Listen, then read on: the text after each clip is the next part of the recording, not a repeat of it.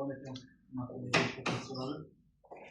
Uyimizde Halk Banki'nde, Merkez Halk Banki'nde saray, yani ahaliga, fuqarolar yapılan kreditler doğrusunda mağlantıları ötemiz. Size de esası tadbirkar şekilde rivojlantırış için kreditlerimiz var. Bu arada özellikle makalede işlem olsaydı gerek, 17%'dan belki bunların pesel fayda, makalenin tabinesinden oraya gel çıkan sonra kreditler belirledi. 10 milyon son, yani 10 milyon son, 50 milyon son belirledi. 17%'dan kefilik biraz sigortadan belirledi.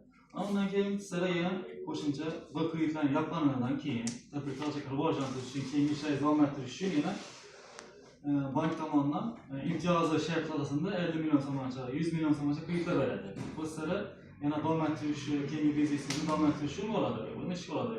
Masalan, siz belki hozir qolgan kreditlaringizni yapsangiz, sizga bank tomonidan naqd beriladi. Siz endi keyingi etaplarda nafaqat пересинятib firmadan do'kon olib o'tirmaysiz.